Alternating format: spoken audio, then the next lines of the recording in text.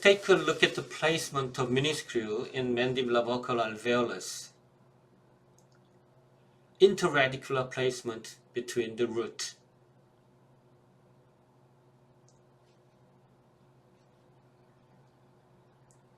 The basic principle is almost the same like in maxillary alveolus. Step 1. Identify the mucogingival junction. After topical papillary injection, you can clearly see the border between attached and free gingiva. That is mucogingival junction. Step 2. Mark a vertical line. With a dental probe, mark a line by pressing the tissue at the center between the roots. By referring to a panoramic or periapical X-ray, you can judge and assume the root axis and the center between the root. Step 3. Determine the point of entry. Once the vertical line marked, determine the point of entry. You can put anywhere on the line because in the free gingiva, the tissue is very movable. It is not good for stability of the screw. Choose an attached gingiva, apically as much as possible for wider space. Step 4. Set the initial path of insertion. Once the point of entry is determined, set the initial path of insertion mediodistally toward the center between the roots.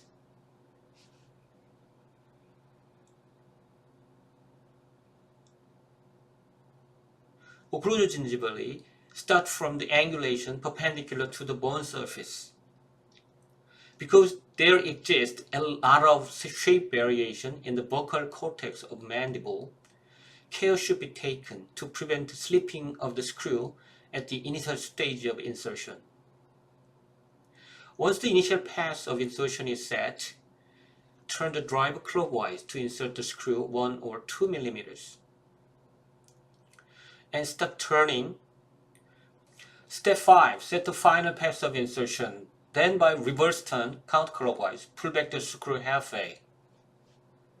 Then change the path to apically around 20 to 30 degrees or as needed. Step 6. Finish the insertion. Turn the driver clockwise to finish the insertion. Start with a perpendicular angle to bone surface. Pull back by reverse turn to prevent breaking the tip of the screw. Change the path of insertion.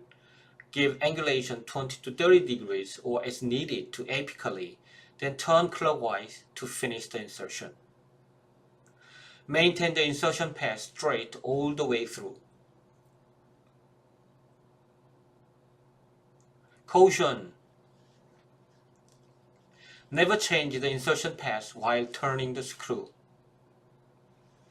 It can cause the breakage of the screw or tip of the screw.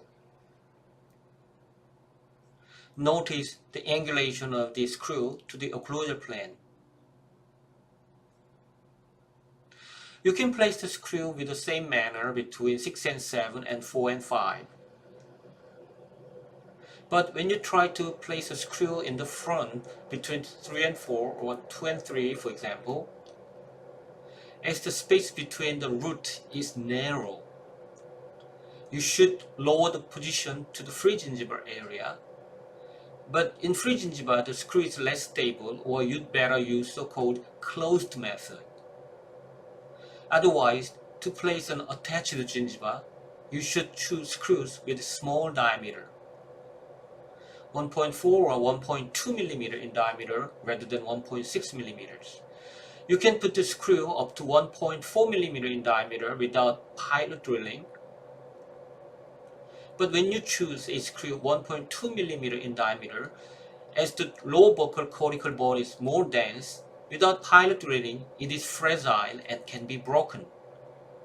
So it is strongly recommended to do pilot drilling with a drill about 70% in diameter of the screw.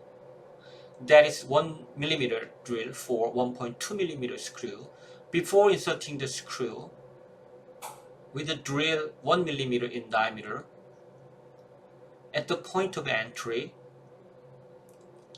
at the center between the root, lower to apically but stay on the attached gingiva as much as possible. with the low speed saline irrigation to cool down to minimize damage to the bone. Just puncture the cortical bone.